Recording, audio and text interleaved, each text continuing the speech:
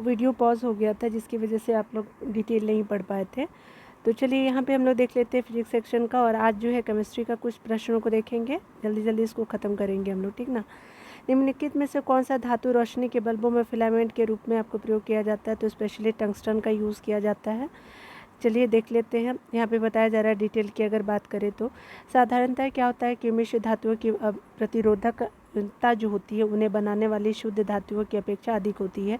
साथ ही आपके ताप में परिवर्तन से आपका प्रतिरोधकता में भी परिवर्तन की दर अपेक्षाकृत कम होती है। अतः उच्च ताप पे इनका जो है शीघ्र ऑक्सीकरण नहीं होता है। इस कारण इनका जो उपयोग है वो विद्युत प्रेस, टोस्टर आदि जो सामान्य विद्युत तापन युक्तियों में होता है।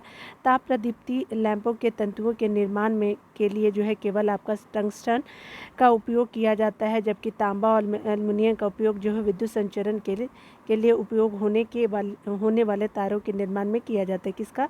तो तांबा और एल्युमिनियम का उपयोग जो है विद्युत संचरण के लिए उपयोग होने वाले तारों के आपके निर्माण में किया जाता है, ठीक है। चलिए 156 को देख लेते हैं। यहाँ पे बताया जा रहा है क्या कि आपका जो है बताना है कि निम्नलिखित में से कौन जो है अर्ध धातु जो है वो आपका धातु अर्ध धातु के रूप टंजिस्टर में प्रयोग किया जाता है। तो ये जर्मेनियम का किया जाता है। तो देख लेते हैं डिटेल में। सिलिकॉन और जर्मेनियम जैसे कुछ पदार्थों के आपके विद्युत प्रतिरोधक का जो मान चालकों एवं विद्युत प्रतिरोधक के बीच कम होता है, इन्हें अर्धचालक कहते हैं। ये सामान्य चालक होते हैं, लेकिन इनमें कुछ अपद्रव्य मिलाने पर इनकी चालकता बढ़ जाती है तथा वे N प्रकार का एवं आपका P प्रकार के अर्धचालक बन जाते हैं। इनका जो उपयोग ट्रांजिस्टर में किया जाता है, ठीक है। चलिए आगे देखते हैं। यहाँ पे पूछा जा रहा है कि परमाणु नाभिक का अवयव है तो क्या होता है? इलेक्ट्रॉन और प्रोटॉन होता है, ठीक है। उसकी डिटेल देख लीजिए। यहाँ पे बताया जा रहा है कि परमाणु नाभिक के प्रमुख अवयव जो है वो प्रोटॉन और न्यूट्रॉन है तथा इलेक्ट्रॉन नाभिक के चारों ओर चक्कर लगाते हैं, ठीक है। आगे देख लीजिए। यहाँ पे बताया जा रहा है कौन जो है वो आपका गलत है, ठीक है। तो यहाँ पे बोला जा रहा है क्या कि कौन गलत है? तो आपका जो बताया जा रहा है कि नाभिक के अंदर जो है वो इलेक्ट्रॉन की उपस्थिति होती है, नाभिक के अंदर प्रोटॉन और इलेक्ट्रॉन की उपस्थिति है। तो देख लीजिए यहाँ पे क्या होगा आपका स्पेशली बताया जा रहा है ए गलत है, ठीक है ना। ए क्यों? तो आप यहाँ पे देखिए इलेक्ट्रॉन नहीं होता ना, प्रोटॉन और न्यूट्रॉन होता है ना। तो ये आपका जो गलत पूछा था तो यही आपका गलत हो जाएगा। इलेक्ट्रॉन और प्रोटॉन नहीं होता है नाभिक के अंदर, उपस्थिति के कारण जो है वो आपका परमाणु विद्युत रूप से उदासीन होता है। तो यही गलत है, गलत ही पूछा था। सही देख लीजिए आप लोग, ठीक है। तो सही देख लीजिएगा। यहाँ पे बताया जा रहा है क्या कि आपका जो है डिटेल देख लीजिए। इलेक्ट्रॉन क्या होता है? तो ऋण आवेशित होता है तथा इसका द्रव्यमान क्या होता है? नगण्य होता है। परमाणु संख्या एक तत्व के परमाणु में प्रोटॉनों की संख्या होती है। परमाणु संख्या क्या होती है? तो ये आपके आपका परमाणु संख्या एक तत्व के परमाणु में प्रोटॉनों की संख्या होती है, ठीक है। उसके अलावा जो है आपका ये सही है, ठीक है। याद रखिए लीजिएगा, परमाणु संख्या एक तत्व के परमाणु में प्रोटॉनों की संख्या होती है। समस्थानिक क्या होता है? तो समस्थानिक परमाणु ईंधन के रूप में होते हैं, और समस्थानिक क्या होते हैं? परमाणु ईंधन के रूप में होते हैं, और आपका चिकित्सीय क्षेत्र में और कार्बन डेटिंग आदि में उपयोग किए जाते हैं समस्थानिक परमाणु के रूप में, ठीक है ना। चलिए यहाँ पे आपने देख लिया ये गलत है, डिटेल देख लीजिए। यहाँ पे बताया जा रहा है कि ए सही नहीं है, क्योंकि आपका परमाणु में आपका प्रोटॉन धन आवेशित होता है। उसके अलावा जो है इलेक्ट्रॉन ऋण आवेशित के समान आपका होता है कि समान संख्या के कारण परमाणु जो होता है विद्युत रूप उदासीन होता है। तो क्या हो जाएगा? परमाणु विद्युत रूप से आपका उदासीन हो जाएगा, परंतु परमाणु के नाभिक में प्रोटॉन और न्यूट्रॉन ही होते तथा इलेक्ट्रॉन नाभिक के बाहर चक्कर लगाता है, ठीक है। तो इस तरह से आपने देख लिया, बी सी डी सही हो गया। यहाँ पे बताया जा रहा है कि निम्नलिखित में से कौन जो वैकल्पिक ऊर्जा का सबसे बड़ा भंडार है? तो ये आपका सौर ऊर्जा हो जाएगा। यहाँ पे डिटेल देख लीजिए। यहाँ पे बोला जा रहा है क्या कि सौर ऊर्जा वैकल्पिक ऊर्जा का सबसे बड़ा भंडार है, अन्य सभी ऊर्जा के आपके स्रोत सीमित है, ठीक है। यहाँ पे बताया जा रहा है कि परमाणु बम का सिद्धांत जब वो आधारित है तो किस पे है? तो नाभिकीय विखंडन पे है आपका परमाणु बम, ठीक है ना। और परमाणु बम जो होता है वो नाभिकीय विखंडन पे होता है, याद रखेंगे भी। यहाँ पे बताया जा रहा है कि परमाणु बम जो होते हैं वो सिद्धांत नाभिकीय विखंडन पे आधारित है। नाभिकीय विखंडन का तात्पर्य जो है भारी परमाणु वाले आपके तत्व का कम परमाणु वाले तत्व में टूटना होता है। भारी जो परमाणु होते हैं, परमाणु वाले तत्व का जो है वो कम परमाणु वाले तत्व में टूटना, इस विखंडन के परिणाम स्वरूप ऊर्जा उत्पन्न होता है। ठीक है, तो ये हमने देख लिया। यहाँ पे बताया जा रहा है कि हाइड्रोजन बम किसके सिद्धांत पे काम करता है, तो ये आपका काम करता है, स्पेशली ये काम करता है अनियंत्रित आपका संलयन प्रतिक्रिया पे करता है हाइड्रोजन बम, तो बी हो जाएगा। देखिए यहाँ पे बोला जा रहा है कि हाइड्रोजन बम जो है अनियंत्रित नाभिकीय संलयन प्रतिक्रिया पे काम करता है। तो याद रखिएगा हाइड्रोजन बम अनियंत्रित भी होता है, संलयन होता है, विखंडन नहीं होता है। ठीक है, तो ये होता है आपका आधारित होता है जिसमें आपका दो छोटे नाभिक जो होते जुड़ करके अपने से बड़ा नाभिक बनाते हैं और जिसमें आपके भारी मात्रा में ऊर्जा निर्मुक्त होती है। ठीक है, आगे देखते हैं। यहाँ पे बताया जा रहा है क्या कि वायु में कौन सा नोबल गैस नहीं है, तो आपका रेडॉन जो होते हैं वो वायु में नोबल गैस नहीं होते हैं, और हीलियम, आर्गन और नियॉन जो है आपका वो नोबल गैस है, रेडॉन नोबल गैस नहीं होता है। ठीक है, याद रखिएगा, यहाँ पे तो वही चीज़ है। यहाँ पे बताया जा रहा है कि बिजली की खपत का बिल किसके मापन पर आधारित है, तो वाट के मापन पे है। ठीक है, लोहा वोल्टेज और एम्पियर नहीं होता, वाट के मापन पे है, तो सही उत्तर ए हो जाएगा। यहाँ पे बताया जा रहा है कि आपका बिजली की खपत का जो बिल होता है किलोवाट घंटा से मापा जाता था, ये सही है, अर्थात बिजली की खपत जो होती है बिल वाट पर आधारित है। आगे बताया जा रहा है क्या कि निम्नलिखित में से आपको बताना है कि सबसे भारी धातु तो यूरेनियम है। यूरेनियम जो सबसे बड़ा भारी धातु है, सबसे भारी धातु, इसकी परमाणु संख्या 92 और आपका परमाणु भार जो होते हैं 238.08 होता है यूरेनियम का। ठीक है, तो परमाणु संख्या कितना होता है, तो 92 होता है, 92, और आपका परमाणु भार 238.08 होता है। इनसेट 21 कब छोड़ा गया, तो 10 जुलाई 1992 को छोड़ा गया था इनसेट जो 2A है। ठीक है, तो याद रखिएगा।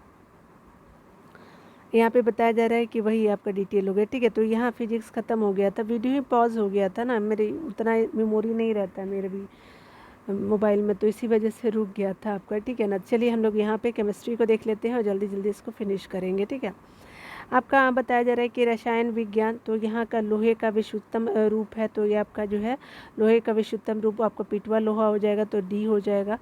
देखिए लोहे की आपकी विशुद्धता रूप जो होती है पिटवा लोहा होती है। उसके अलावा लोहा जो होते हैं आवर्त सारणी के 8वें समूह का पहला तत्व है। ठीक है, 8वें समूह और पहला तत्व। कच्चा लोहा की तुलना में ये आपका बहुत कम कार्बन सामग्री वाला लोहे का मिश्र धातु होता है। ठीक है, तो कच्चा लोहे की तुलना में यह आपका बहुत कम जो होते हैं कार्बन सामग्री वाला लोहे का मिश्र धातु है।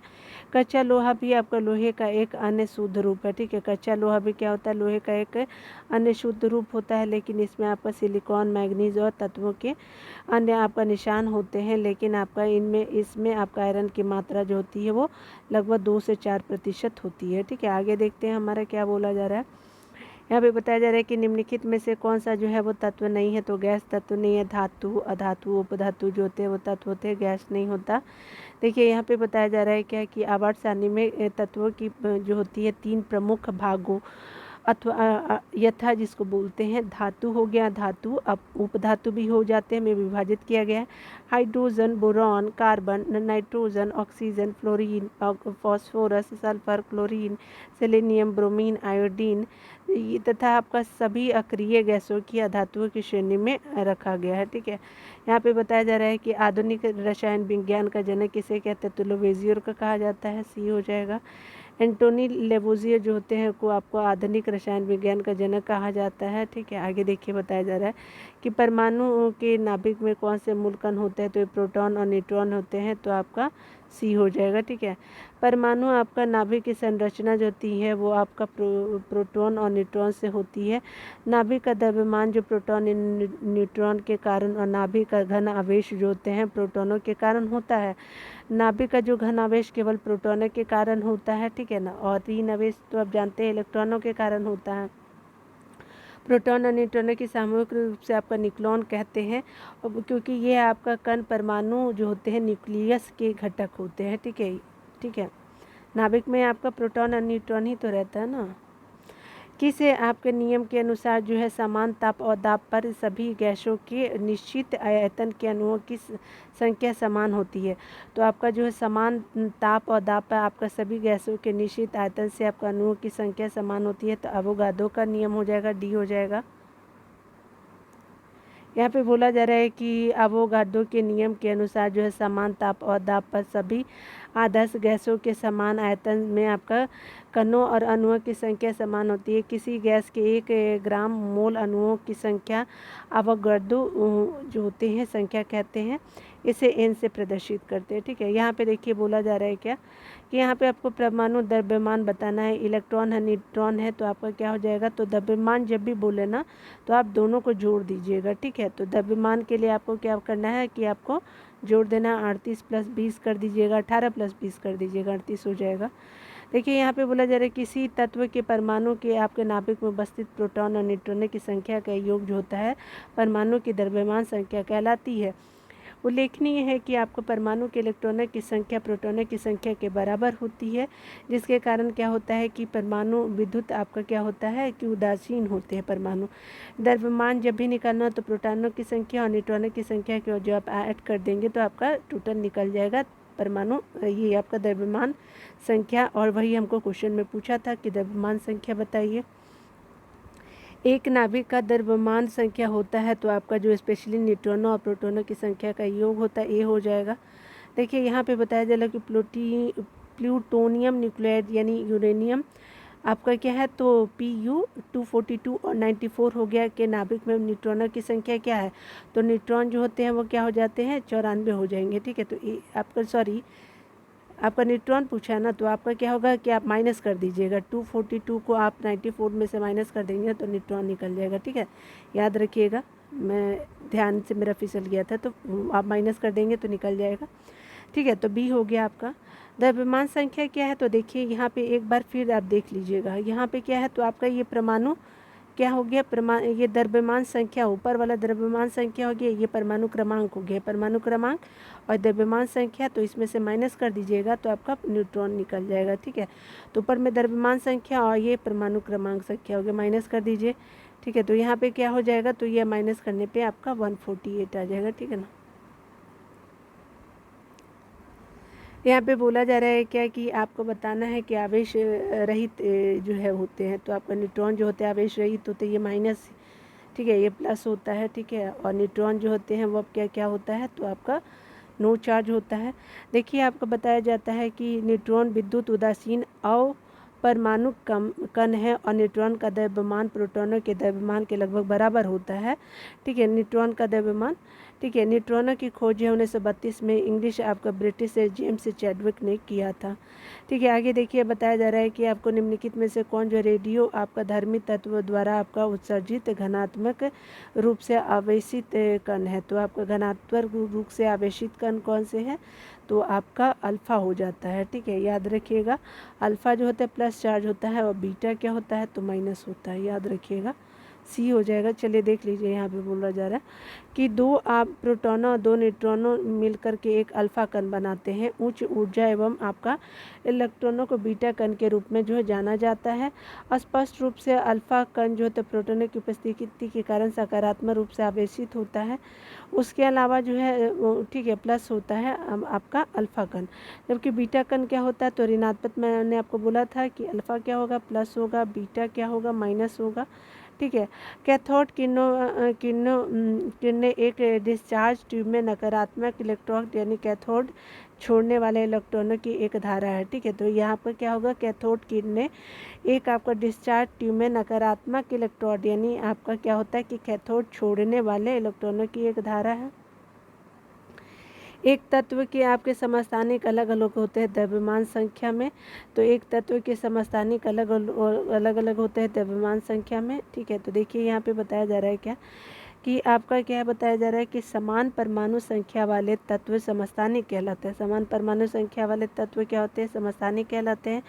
जिस तत्व की परमाणु संख्या समान यानी प्रोटॉनों की संख्या समान होती है परंतु द्रव्यमान संख्या या फिर परमाणु भार अलग अलग होते हैं, वे समस्थानिक कहलाते हैं तथा समान परमाणु भार वाले तत्व संभारिक होते हैं। ठीक है, देखिए नाभिक आपका जो विखंडन, नाभिकीय विखंडन किसके संघात के कारण होता है, तो ये स्पेशली न्यूट्रॉन के कारण नाभिकीय विखंडन होता है, सी हो जाएगा।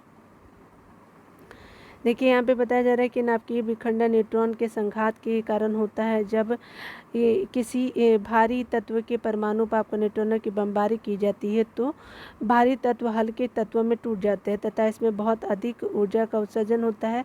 किसी भारी तत्व का हल्के हल्के तत्वों में टूटने की प्रक्रिया विखंडन, नाभिकीय विखंडन कहलाते हैं। यहाँ पे देखिए फैराडे स्थिरांक होता है, तो ये क्या होता है, तो आपका सार्वभौमिक स्थिरांक होता है, डी हो जाएगा। ठीक है, यहाँ पे देख सकते हैं कि यह आपका कैलोरी में कितना होता है, 96,487 कैलोरी मोल होता है। ठीक है, आपका निम्नलिखित में से किसका पीएच मान आपका 7 है, तो आपका जो है उदासीन और आपका क्या होता है, दोनों का होता है, ए और बी दोनों हो जाएगा। देखिए यहाँ पे बताया जा रहा है कि उदासीन विलयन का जो होता है पीएच वैल्यू 7 होता है। शुद्ध जल की उदासीन माना जाता है, शुद्ध जल को क्या माना जाता है, उदासीन माना जाता है। शुद्ध जल का जो पीएच वैल्यू जो होता है वो आपका 25 डिग्री सेंटीग्रेड पे क्या होता है कि पीएच का मान 7 होता है।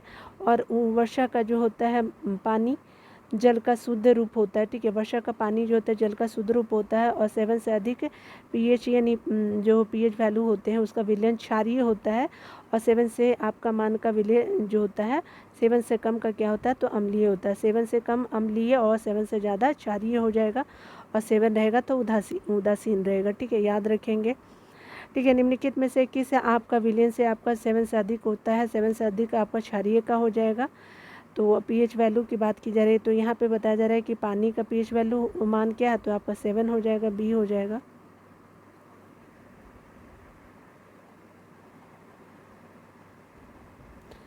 यहाँ पे वो बताया जा रहा है कि आपका जो है वो शुद्ध जल को उदासीन माना जाता है जिसका आपका पीएच मान लगभग 7 होता है। ठीक है, निम्नलिखित में से किसका गलनांक सबसे ऊंच होता है, तो ये स्पेशली आपका जो है वो गलनांक सबसे ऊंच होता है बोरॉन का। निम्नलिखित में से पूछा जा रहा है, तो चलिए देख लेते हैं। तो आपका बताया जा रहा है क्या कि किसी ठोस पदार्थ का जो गलनांक वह तापमान होता है जिस पर वह अपनी ठोस अवस्था से पिघल करके द्रव अवस्था में पहुंच जाता है। गलनांक पर आपका ठोस और द्रव प्रवस्था समस्यावस्था में होती है। बोरोन का गलनांक क्या होता है, 2453 के होता है। एल्युमिनियम का गलनांक जो होता है 933 के होता है। सिलिकॉन का गलनांक 1600 आपका क्या होता है 93 के होता है। और लोहा का गलनांक क्या होता है 1808 के होता है। ठीक है, केल्विन होता है, बोरोन का सबसे ऊंच होता है। ठीक है, तो आपने देख लिया इस तरह से आपका क्या है। तो यहाँ पे बताया जा रहा है कि नीलम रूबी का रासायनिक सूत्र क्या है, तो ये स्पेशली ए हो जाएगा।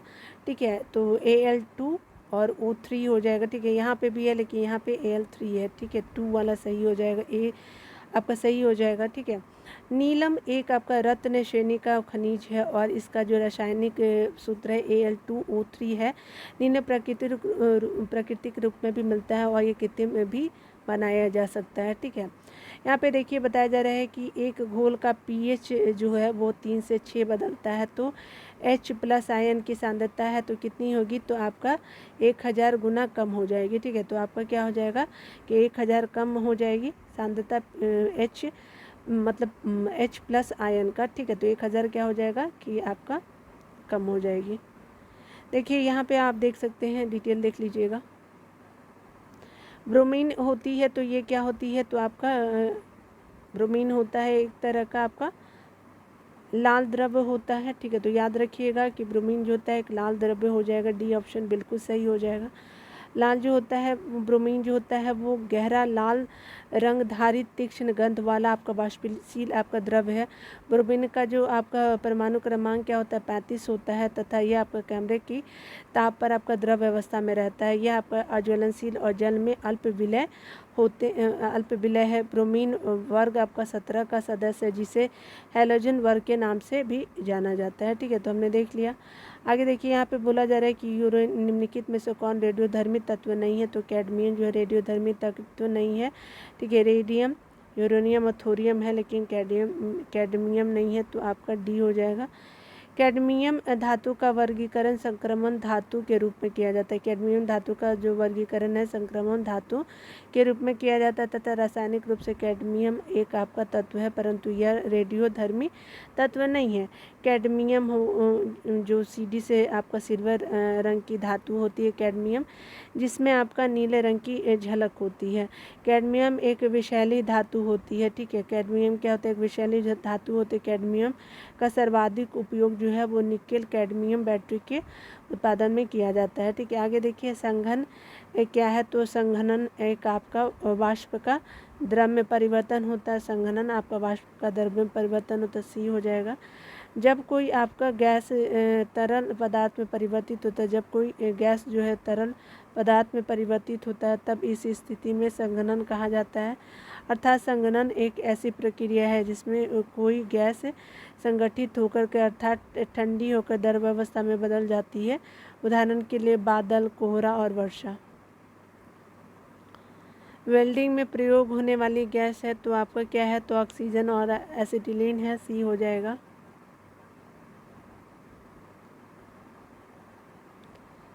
गैस जो है वेल्डिंग एक प्रक्रिया है जिसमें एसिटिलीन और ऑक्सीजन अभिक्रिया द्वारा ताप के माध्यम से आपका धातुओं को पिघलाकर जोड़ने अथवा आपका ठीक करने का काम किया जाता है। ऑक्सी एसिटिलीन वेल्डिंग सबसे अधिक प्रचलित आपका विधि है, ठीक है। गैल्वेनाइज्ड लोहे की आपकी पाइप पर परत होती है तो जस्ते की होती, ये हो जाएगा। देखिए आपका लोहे एवं इस्पात की जंग से सुरक्षित करने के लिए उस पर आपका जस्ते की पतली परत चढ़ाने की विधि को गैल्वेनीकरण कहते हैं, ठीक है। तो ये आपका सही हो जाएगा। यहाँ पे देखिए आपको बताया जा रहा है कि कपड़े साफ करने में प्रयोग होने वाला डिटर्जेंट है तो सल्फोनेट हो जाएगा, डी हो जाएगा। देखिए यहाँ पे बताया जा रहा है क्या कि डिटर्जेंट आद्रक या फिर आद्रकों के यौगिक होते हैं, ठीक है। आद्रक ही आप प्रोनाउंस इसको कीजिएगा, जो तनुकृत आपके अवस्था में सफाई के गुण को प्रदर्शित करते हैं। वस्तुतः क्या होता है कि ऐसे पदार्थ एल्किल बेंजीन सल्फोनेट होते हैं और आपका डिटर्जेंट आपका जो होते हैं कठोर जल में आपका भी घुलनशील होता है। डिटर्जेंट जो होते हैं वो कठोर जल में भी घुलनशील होता है। वह तत्व जो आपका मानव पसीने के माध्यम से उत्सर्जित होते हैं तो आपका सारे होते हैं आपका गंधक, लोहा, जस्ता, मैग्नीशियम, ई हो जाएगा। तो देख सकते हैं पसीना में आपका जो होते हैं वो स्पेशली मुख्य रूप से पानी से निर्मित होता है, परंतु इसमें खनिज अम्ल और यूरिया भी मौजूद होते हैं। पसीने में मुख्य रूप से sodium, potassium, calcium, magnesium, zinc, iron तत्व पाए जाते हैं, इसलिए आपका सी सही हो जाएगा। देखिए आपको बोला जा रहा है कि नीला थोथा रासायनिक रूप है तो कॉपर सल्फेट का हो जाएगा, सी हो जाएगा। नीला थोथा जो है वो आपका जो रासायनिक नाम कॉपर सल्फेट का है, इसका सूत्र जो है CuSO4 5H2O होता है। यह लवण निर्जलीकृत अवस्था में रंगीन होता है, परंतु हाइड्रेटेड लवण नीले रंग का होता है, ठीक है। हाइड्रेटेड लवण जो होता है नीले रंग का होता है। नीला थोथा जल में आसानी से घुल जाता है, ठीक है। नीला थोथा जो होते हैं आसानी से घुल जाता है, परंतु मध्य में आपका क्या होता है? अघुलनशील रहता है, मतलब शराब में नीला थोथा जल में क्या होता है? आसानी से घुल जाता है, ठीक है। आगे देखते हैं, यहाँ पे बताया जा रहा है कि रसायन विज्ञान के अनुसार निम्न में से कौन सा जो है वो भौतिक, ये पता नहीं इसको क्या प्रॉब्लम है रासायनिक विज्ञान के अनुसार निम्नलिखित में से कौन सा जो भौतिक परिवर्तन का जो है वो आपका उदाहरण है। तो भौतिक परिवर्तन क्या होता है? तो आपका जो है वो इसमें क्या हो जाएगा? बी हो जाएगा। पानी का उबालना जो है आपका भौतिक परिवर्तन है, तो बी हो जाएगा। डिटेल देख लीजिए, यहाँ पे बताया जा रहा है कि पानी का उबलना आपका एक भौतिक परिवर्तन है, क्योंकि अभिक्रिया समाप्त होने पर यह आपका यह आपका पानी पुनः अपने जो होते मूल अवस्था में आ जाएगा, ठीक है। उदाहरण के लिए जैसे बर्फ़ पिघलेगा, उसके अलावा मोम का पिघलना, ये सब आपका रिटर्न तो आ जाता है, लेकिन पेपर का जो कागज़ जल जाता है तो आप फिर थोड़ी ना ला सकते हो पेपर बना के, तो यही होता है। निम्नलिखित में से कौन सा अलोही धात्विक आपका खनिज है? तो आपका ई हो जाएगा। तो अलोह आपका धात्विक खनिज बताना है जो लोहा नहीं है, ठीक है। देख लीजिए, अलोही धात्विक आपका खनिज वह खनिज होता है जिसमें लोहा के अंश का अभाव होता है, जैसे कोबाल्ट, टीन, तांबा और जस्ता है। देख लीजिए, तो कोबाल्ट तो हो गया, टीन भी हो गया, ठीक है। और आपका जो है वो आपका ये कोबाल्ट और टीन हो गया, ठीक है, तो ये आपका हो गया। उसके अलावा जो इस आपके सभी खनिज, इसमें लोहे की मात्रा होती है, वे सभी खनिज जिसमें लोहे की मात्रा उसे धात्विक कहते हैं, जैसे मैग्नीज और निकेल और आपका क्रोमियम हो गया। तो देख सकते हैं कि मैग्नीज और निकेल और आपका क्रोमियम में क्या हो जाएगा, ये आपका धात्विक हो जाएगा, लेकिन कोबाल्ट और टीन आपका अधात्विक है, तो इसीलिए आपका ई ऑप्शन ले लिया है। ट्यूबलाइट एवं परख नली में प्रयोग किए जाने वाला आपका ग्लास किससे बना होता है, तो चलिए देख लीजिए, ई हो गया। यहाँ पे बताया जा रहा है क्या कि आपका ट्यूब ई हो जाएगा। ट्यूबलाइट एवं परख नली में प्रयोग किए जाने आपका ग्लास जो होते हैं क्षारीय धातुओं के सिलिकेटों का एक अक्रिस्टलीय आपका क्या होता है कि पारदर्शी मिश्रण होता है। किसका, तो सिलिकेटों का अक्रिस्टलीय पारदर्शी मिश्रण होता है, जिसका निर्माण सिलिका सेरियम आपका ऑक्साइड तथा सोडियम और अन्य ऑक्साइडों से होता है। ठीक है, तो यहाँ पे हमने क्या देखा कि सिलिका हो गया, सीरियम ऑक्साइड हो गया और सोडियम और अन्य ऑक्साइडों से होता है। तो देखिए यहाँ पे क्या हो जाएगा, तो यहाँ पे इसीलिए आपका क्या होगा कि ई ऑप्शन ले लिया है। ठीक है ना, तो याद रखिएगा।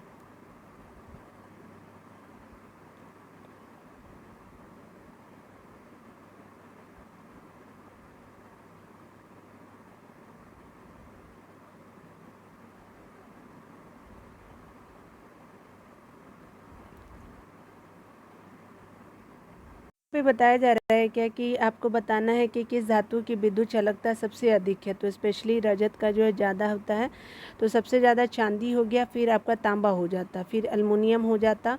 ठीक है, उसके बाद आपका बेरिलियम और कैल्शियम हो जाता। ठीक है ना, तो याद रखिएगा सबसे ज़्यादा आपका चांदी का हो जाता।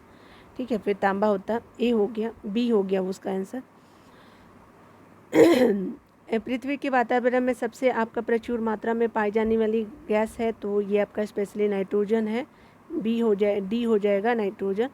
ठीक है, आपका जो है पृथ्वी के आपका वायुमंडल में सबसे प्रचुर मात्रा में नाइट्रोजन जो गैस आपका 78.07% है वायुमंडल में हमारे। यहाँ पे बताया जा रहा है क्या कि अल्कोहल को कार्बोक्सिल आपका अम्ल में परिवर्तित किया जाता है।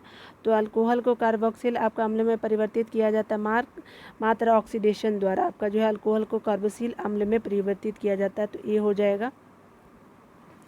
यहाँ जो है वो अल्कोहल जो है वो आपका फार्मूला देख सकते हैं। ठीक है ना, ये बताने की ज़रूरत नहीं। ऑक्सीडेशन एक रासायनिक आपका अभिक्रिया है। ठीक है, आगे बताया जा रहा है क्या कि नाभिकीय रिएक्टर में आपका नाभिकीय आपका विखंडन से विद्युत उत्पन्न करने के लिए साधारणतः प्रयोग में किया जाने वाला तत्व तो यूरेनियम हो जाएगा। तो आपका क्या हो जाएगा, तो सी हो जाएगा। ठीक है, नाभिकीय आपका विखंडन में ऊर्जा उत्पन्न करने के लिए सामान्यतः यूरेनियम का प्रयोग किया जाता है। इसके अतिरिक्त थोरियम, प्लूटोनियम आदि तत्वों का भी आपका प्रयोग किया जाता है। ठीक है, चलिए आगे देखते हैं। निम्न में से आपका सबसे अच्छा अग्निशामक कौन है, तो अग्निशामक आपका CO2 कार्बन डाइऑक्साइड हो जाएगा। डी, आग से बचाव हेतु आपका कार्बन डाइऑक्साइड यानी CO2 एक अच्छा आपका अग्निशामक है। अग्निशामक के यंत्रों में सामान्यतः कार्बन डाइऑक्साइड का प्रयोग किया जाता है। ठीक है, आगे देखिए।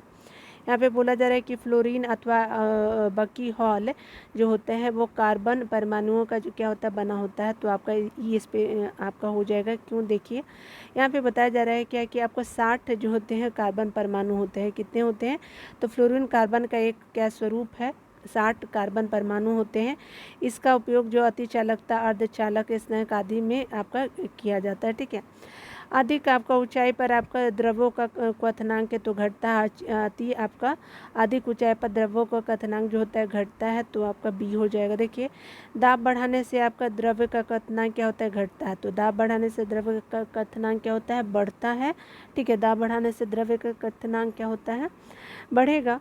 और दाब घटाने से आपका द्रव्य का क्वथनांक घटता है। तो बढ़ाइएगा तो बढ़ेगा और घटाइएगा तो घटेगा। ठीक है, दाब और क्वथनांक से समानुपाती संबंध होता है। ठीक है, उसके अलावा यही कारण है कि ऊंचाई के साथ क्वथनांक घटता है, क्योंकि ऊंचाई के साथ दाब जो होता है घटता है। ठीक है, ऊंचाई के साथ क्या होता है कि क्वथनांक क्या होता है, घटता है। ऊंचाई के आपका साथ दाब घटता है। ठीक है, निम्नलिखित में से आपका सबसे भारी धातु है, तो ये प्लेटिनम आपका सबसे भारी धातु है। डी हो जाएगा। यहाँ पे बताया जा रहा है कि अग्रलिखित आपका प्रश्न में भारी का तात्पर्य घनत्व से है, और आपका प्लेटिनम सर्वाधिक घनत्व आपका गुणधर्म वाला आपका धातु है, जिसका घनत्व जो है 21.45 ग्राम प्रति घन सेंटीमीटर होता है। चांदी जो होता है Ag का आपका 10.5 ग्राम घन सेंटीमीटर होता है। उसके अलावा पारा जो होता है 13 दशमलव आपका क्या होता है तो 54 घन सेंटीमीटर आपका होता है, ग्राम प्रति घन सेंटीमीटर होता था। सोना कितना होता है तो आपका जो है स्पेशली 19.72 ग्राम प्रति सेंटीमीटर क्यूब हो गया, ठीक है ना। तो याद रख लीजिएगा, आपका सबसे भारी मतलब का तात्पर्य घनत्व से होता है, तो प्लेटिनम का सबसे ज़्यादा होता है 21.45, ठीक है। यहाँ पे देखिए, यहाँ पे बताया जा रहा है कि उस वैज्ञानिक का नाम बताइए जिसने आपका कहा था कि पदार्थ को ऊर्जा में बदला जा सकता है। आइंस्टीन ने बोला था। आइंस्टीन ने बताया कि द्रव्यमान और ऊर्जा को दो अलग अलग स्वरूप नहीं है, इन्हें एक दूसरे में आपका परिवर्तन किया जा सकता है। इसी के संबंध में आइंस्टीन के द्रव्यमान और ऊर्जा के बीच एक समीकरण स्थापित किया गया था, जिसे आइंस्टीन का द्रव्यमान जो है वो ऊर्जा समीकरण कहते हैं। इसके अनुसार द्रव्यमान को ऊर्जा में और ऊर्जा को पुनः द्रव्यमान में परिवर्तित किया जा सकता है। E=mc² हो जाएगा, और E क्या है तो एक प्रकार का ऊर्जा हो गया, और m क्या है तो द्रव्यमान, और C आपका प्रकाश का वेग हो गया, ठीक है। आगे देखिए, वह आपका उपकरण जो आपका ईंधन के रासायनिक ऊर्जा को सीधे विद्युत ऊर्जा में बदलता है, तो वह उपकरण जो ईंधन को रासायनिक ऊर्जा को सीधे विद्युत ऊर्जा में बदलता है, तो ईंधन सेल आपका जो है वो आपका रासायनिक ऊर्जा में आपका विद्युत ऊर्जा में बदल देता है, C हो जाएगा। देखिए, यहाँ पे बताया जा रहा है कि ईंधन सेल जो होता है एक आपका विद्युत रासायनिक युक्ति है, जो आपका ईंधन से आपका प्राप्त रासायनिक ऊर्जा को सीधे विद्युत ऊर्जा में परिवर्तित करती है। ईंधन सेल हाइड्रोजन और ऑक्सीजन को मिश्रित कर आपका विद्युत धारा का निर्माण करती है। ईंधन सेल जो होता है हाइड्रोजन और ऑक्सीजन को मिश्रित कर आपका विद्युत धारा का निर्माण करता है, ठीक है। उसके अलावा तथा इस प्रक्रिया में आपको जल और उप उत्पाद होते हैं, ठीक है। इस प्रक्रिया में जल उप उत्पाद होते हैं। इस ईंधन सेल भी आपका एक साधारण बैटरी की भांति रासायनिक ऊर्जा को विद्युत ऊर्जा में परिवर्तित करता है, परंतु यह ऊर्जा को संचय नहीं करता, ठीक है। टूटी हुई आपकी हड्डियों की रक्षा के लिए प्लास्टर ऑफ पेरिस का उपयोग होता है, तो आपका जिप्सम का होता है, ठीक है। जिप्सम जिसको लवण कहते हैं, जिसका रासायनिक सूत्र CaSO4 2H2O होता है, को आपका 273 के केल्विन पर गर्म करने पर यह जल अणुओं का त्याग कर कैल्शियम सल्फेट अर्ध हाइड्रेट बनाता है। इसे प्लास्टर ऑफ पेरिस कहते हैं, ठीक है। और देख लीजिए कि कैल्शियम सल्फेट अर्ध हाइड्रेट क्या होता है, CaSO4 हाफ H2O होता है, बनाता है, ठीक है। आगे देख लीजिएगा, प्लास्टर ऑफ पेरिस का सूत्र होता है तो क्या होता है तो आपका जो होता है CaSO4 मतलब का आपका क्या होता है CaSO4 का होल हो जाएगा 2 और H2O हो जाएगा, ठीक है। तो याद रखिएगा B हो जाएगा।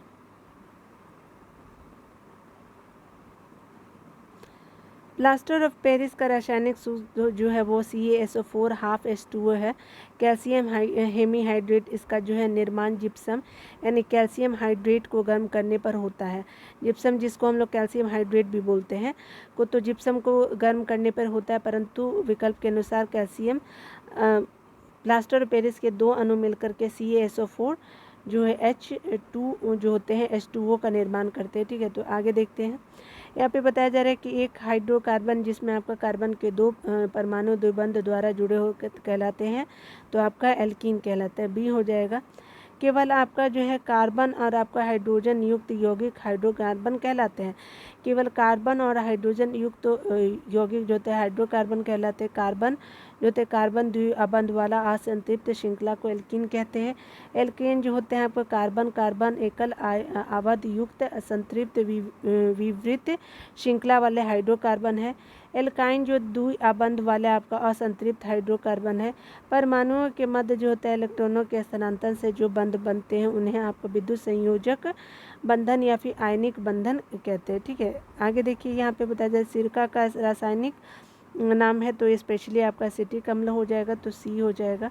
देखिए यहाँ पे बताया जा रहा है कि सिरका को जो है रासायनिक नाम जो है वो एसिटिक अम्ल अथवा रासायनिक सूत्र जो होता है वो आपका CH3COOH होता है। किसका? एसिटिक अम्ल का रासायनिक सूत्र।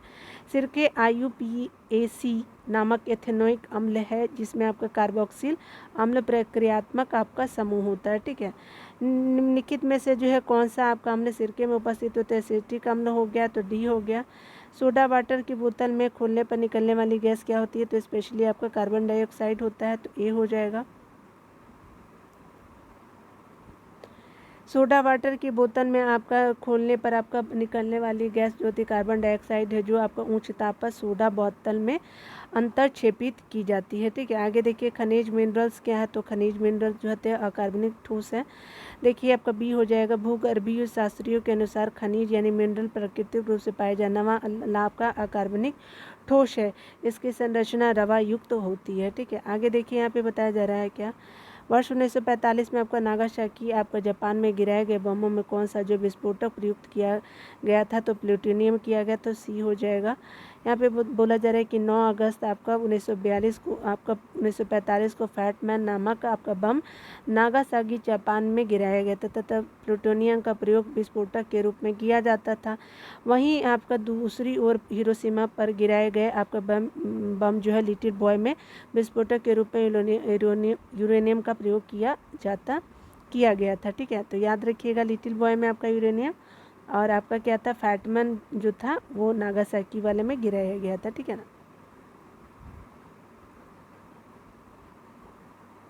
आगे बताया जा रहा है कि एक ही प्रकार का परमाणु निम्न में से किससे आपको मिलता है? तो आपका जो है वो प्राकृतिक तत्व से मिलता है। तो एक प्रकार का परमाणु इसमें से मिलता है तो प्राकृतिक तत्व से। तो एक ही प्रकार का परमाणु जो होता है प्राकृतिक तत्व में मिलता है, तो सी हो जाएगा। सबसे अधिक आपका क्या है? तो आपका क्रियाशील धातु कौन सा है? तो ये आपका पोटेशियम होता है। ठीक है, तो आपका सोडियम, कैल्शियम और आयरन में से आपका पोटेशियम जो सबसे क्रियाशील होता है। देखिए यहाँ पे बताया जा रहा है कि आपका क्रम बता रहा है क्रियाशीलता के आधार पे। तो पोटेशियम हो गया, सोडियम हो गया, कैल्शियम हो गया, आयरन हो गया। ठीक है, तो चलिए आगे देख लेते हैं। निम्न में से आपको किसे जो है वो श्वेत धातु कहते हैं? तो स्पेशली प्लूटोनियम को कहते हैं। मूल रूप से आपका श्वेत धातु लेड और लिथियम अथवा अन्य धातुओं अथवा कैडमियम और बिस्मथ एवं आपका जस्ते की मिश्र धातु होती है। ठीक है, तो मूल रूप से आपका श्वेत धातु जो है वो आपका लेड और आपका लिथियम या फिर अन्य धातु अथवा कैडमियम, बिस्मथ या जस्ते की मिश्र धातु होती है। ठीक है ना। आगे देखिए वनस्पति तेल में वनस्पति की घी बनाने में प्रयुक्त होने वाली गैस क्या है? तो हाइड्रोजन गैस है। ठीक है, तो आप देख सकते हैं कि वनस्पति तेल में आपका वनस्पति घी हाइड्रोजनीकरण की क्रिया द्वारा बनाया जाता है। निकेल जो होता है बारीक चूर्ण उत्प्रेरक की उपस्थिति में जो है वो आपका वनस्पति तेलों के साथ जो हाइड्रोजन वसा बनाती है। यह क्रिया तेलों में का जो हाइड्रोजनीकरण कहते हैं। वनस्पति तेल प्लस हाइड्रोजन मिलकर के वनस्पति घी बनाता है, जिसको हम लोग हीट करते हैं 150 से लेकर के 180 डिग्री सेल्सियस पे। ठीक है, यहाँ पे बताया जा रहा है कि उत्कृष्ट आपके धातुओं के संदर्भ में बताना है। तो उत्कृष्ट धातु जो प्रकृति में शुद्ध रूप से पाई जाती है, बिल्कुल सही है, ये सही है। यूरेनियम और सीसा उत्कृष्ट धातु के उदाहरण है, तो नहीं। ठीक है, तो यहाँ पे ए सही है, बी गलत है। क्यों? तो देख लेते हैं। यहाँ पे बताया जा रहा है कि उत्कृष्ट जो धातुएं होती है प्रकृति में शुद्ध और मिश्र रूप में पाई जाती है। यूरेनियम और सीसा उत्कृष्ट धातु के उदाहरण नहीं है। यहाँ पे बताया जा रहा है कि आयोडीनीकृत आपका लवण रहता है, तो पोटेशियम आयोडाइड जो है आयोडीनीकृत लवण में रहता है, तो डी हो जाएगा। देखिए आपको पोटेशियम आयोडाइड जो है वह आपका केएल की संरचना एवं आपका भौतिक गुण में खाद्य लवण के समान है। उसके अलावा व्यापारिक आपका स्तर पे आपका आयोडीनीकृत लवण बनाने में सामान्यतः इसी का प्रयोग किया जाता है। इसके अतिरिक्त उसके अतिरिक्त पोटेशियम आयोडेट, सोडियम आयोडेट एवं आपका जो है सोडियम आयोडाइड का भी आपका प्रयोग आयोडीकृत आपका लवण बनाने में किया जाता है। ठीक है, तो हमने देख लिया।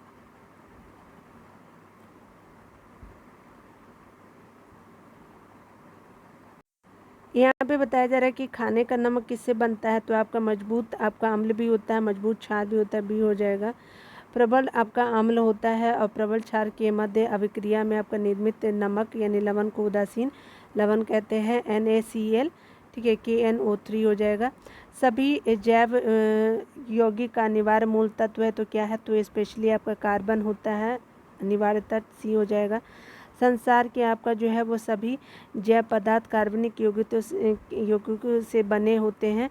कार्बनिक यौगिक में कार्बन अनिवार्य पाया जाता है। ऑक्सीजन अनुपस्थित होता है तो आपका केरोसिन में अनुपस्थित होता है ऑक्सीजन, ये हो जाएगा। यहाँ पे बताया जा रहा है क्या कि केरोसिन जो है वो केरोसिन में आपके ऑक्सीजन अनुपस्थित होता है। रासायनिक रूप से केरोसिन मिट्टी का तेल जिसको बोलते हैं हाइड्रोकार्बन का मिश्रण होता है। और बताया जा रहा है, ध्यान देने वाली बात है कि हाइड्रोकार्बन केवल कार्बन और हाइड्रोजन के यौगिक होते हैं, ऑक्सीजन नहीं होता। ठीक है, यहाँ पे सिगरेट लाइटर में आपका कौन सी जो गैस उपयोग होती है, तो सिगरेट में आपका ब्यूटेन होता है, आपका ए हो जाएगा। ब्यूटेन एक आप क्या होता है कि ज्वलनशील आपका हाइड्रोजन है। उसके अलावा इसमें आपका क्या होता है आणविक, जिसका सूत्र होता है C4H10 होता है। इसका प्रयोग सिगरेट लाइटरों में किया जाता है। यहाँ पे बताया जा रहा है कि निम्नलिखित में से आपका कौन सा तरलीकृत हाइड्रोजन आपका तरलीकृत पेट्रोलियम गैस का प्रमुख घटक है, तो आपका ई हो जाएगा। तो LPG जिसको आपका LPG बोलते हैं, तो आपका क्या होता है, तो देख लीजिए LPG में क्या होता है, तो आपका ब्यूटेन भी होता है प्रोपेन भी होता है। तो ब्यूटेन और प्रोपेन दोनों हो जाएगा, CD हो जाएगा। यहाँ पे आपका तरलीकृत आपका पेट्रोलियम गैस जिसको LPG बोलते हैं, मुख्य घटक ब्यूटेन होते हैं आपका ज़्यादा, और प्रोपेन 35% होते हैं। इसके आपके अन्य हाइड्रोकार्बन इथेन भी अल्प मात्रा में हो सकते हैं। ठीक है, आगे देखिए यहाँ पे बताया जा रहा है। ठीक है, तो यहाँ देख लीजिए प्राकृतिक रबर किसका आपका बहुलक है, तो आपका आइसोप्रीन का होता है, ए हो जाएगा। बहुलीकरण वह आपका प्रक्रिया है जिसमें एक प्रकार के एक से अधिक अणु आपस में जुड़कर के कोई अधिक अनुभार वाला आपका बड़ा अणु बनाते हैं। बहुलीकरण में आपका भाग लेने वाले अणुओं को एकलक एवं आपका उत्पाद को बहुलक कहा जाता है। आइसोप्रीन का जो है वो बहुलक प्राकृतिक रबड़ है। आइसोप्रीन एक आपका कार्बनिक आपका पदार्थ है जिसका जो है CH2C और आपका क्या होता है ब्रैकेट में CH3 हो जाएगा। ठीक है, तो आप इसको फार्मूला को देख लीजिएगा। टेफ्लॉन निम्नलिखित में से किसका एकलक जो है वो आपका बहुलक है, तो आपका एकलक बहुलक टेट्रोफ्लोरोएथिलीन हो जाएगा, ए हो जाएगा। पॉली आपका टेट्रा फ्लोरोएथिलीन को जो है को आमतौर पर टेफ्लॉन के नाम से जाना जाता है। PTFE एक आपका ठोस फ्लोरोकार्बन है। इसका घनत्व 2.2 ग्राम से प्रति आपका सेंटीमीटर क्यूब हो जाएगा। इसका गलनांक की अगर बात करें जो है आपका पॉली टेट्राफ्लोरोएथिलीन का, तो आपका 327 जो है गलनांक हो जाएगा। यह आपका विशेष बर्तनों पर न चिपकने वाला आपका सतह के रूप में प्रयुक्त किया जाता है। ठीक है, आगे देखिए बेकेलाइट आपका निम्नलिखित में से सघन से बनता है, तो फिनॉल और फॉर्मेल्डिहाइड हो जाएगा, तो बी हो जाएगा। यहाँ पे बताया जा रहा है कि बेकेलाइट एक आप क्या है, तो आपका स्पेशली ऑर्गेनिक प्लास्टिक है। तो बेकेलाइट एक आपका आरंभिक प्लास्टिक जिसका रसायन नाम क्या होता है पॉली ऑक्सी बेंजाइल मेथिलीन आपका ग्लाइकॉल एनहाइड्रेट है। यह आपका थर्मोसेटिंग आपका फिनाइल फॉर्मेल्डिहाइड रेजिन होता है जो आपका फिनॉल और आपका फॉर्मेल्डिहाइड से सघन आपका प्रतिक्रिया के फलस्वरूप बनता है। इसकी वर्ष आपका 1907 में आप उसे लेकर के 1909 के मध्य बर्जिलियम के आपका रसायनज्ञ आपका लियो बेकेलेड ने की थी। ठीक है, आपका जो है ट्राइग्लिसराइड क्या होता है, तो स्पेशली ये आपका वसा होता है। ठीक है ना, यहाँ पे बताया जाए कि ट्राइग्लिसराइड शरीर में आपका जो है वो पाए जाने वाला आपका वसा का एक प्रकार है। हमारे शरीर जो है भोजन से प्राप्त अप्रयुक्त ऊर्जा का ट्राइग्लिसराइड में परिवर्तित कर देता है। ट्राइग्लिसराइड वसा कोशिकाओं में आपका संचित होता है। ठीक है, ग्रेफाइट जो होता है वो आपका हीरे के बारे में जो है वो निम्नलिखित में से कौन सा कथन सत्य है ग्रेफाइट और हीरे के बारे में, तो वे आपके एक समान रासायनिक प्रक्रिया से आपका गुजरते हैं। ठीक है, तो ये हमने देख लिया, डी हो जाएगा। देखिए यहाँ पे बताया जा रहा है क्या कि ग्रेफाइट और हीरा दोनों ही आपका कार्बन के अपरूप है जिनकी क्रिस्टलीय संरचना अलग अलग होती है। हीरा जहाँ आपका प्राकृतिक रूप से प्राप्त सर्वाधिक कठोर होता है, वहीं ग्रेफाइट कम कठोर होता है। ग्रेफाइट की आपका विद्युत चालकता हीरे से आपका अधिक होती है। उसके अलावा ग्रेफाइट और आपका हीरे दोनों के कार्बन से आपका ग्रेफाइट और हीरा दोनों के कार्बन संयोजी बंधों से बने होने के कारण उनके रासायनिक गुण समान होते हैं और वे एक आपके समान रासायनिक प्रतिक्रिया से गुजर सकते हैं। आगे बताया जा रहा है क्या कि पुलिस द्वारा जो है वो आपका नशे में गाड़ी चलाने वाले सांस की जांच के लिए जो फ़िल्टर पेपर का प्रयोग किया जाता है वो क्या होता है, तो आपका पोटेशियम डाइक्रोमेट सल्फ्यूरिक अम्ल होता है, तो आपका ए हो जाएगा। ठीक है, तो आप देख सकते हैं कि आपका पुलिस द्वारा जो है वो आपका नशे में गाड़ी चलाने वाले की सांस की जांच के लिए जो है ब्रीथ आपका एनालाइजर जिसको बोलते हैं या फिर ब्रीथ आपका लाइजर जिसको बोलते हैं नामक, आपका दोनों एक ही है, नामक उपकरण का प्रयोग किया जाता है। इस उपकरण के माध्यम से किसी संदेहास्पद आपका व्यक्ति द्वारा छोड़ी गई सांस को पोटेशियम डाइक्रोमेट तथा आपका सल्फ्यूरिक अम्ल के विलयन से गुजरता है। ठीक है, पोटेशियम का आपका फॉर्मूला देख लीजिएगा, सल्फ्यूरिक H2SO4 होता है। ठीक है, आपका ब्रेथलाइजर में आपका लाल भूरा पोटेशियम डाइक्रोमेट विलयन अल्कोहल से आपका अभिक्रिया करके हरे रंग में परिवर्तित हो जाता है। इस हरे रंग की आपको तीव्रता के माध्यम से छोड़ी गई सांस में आपका अल्कोहल की मात्रा का जो है तो अनुमान लगाया जा सकता है। ठीक है, तो ये क्या है, तो इस हरे रंग की आपका तीव्रता के माध्यम से छोड़ी गई सांस में अल्कोहल की मात्रा का जो है अनुमान लगाया जा सकता है। तो ठीक है, तो आज यहीं तक रहने देते हैं।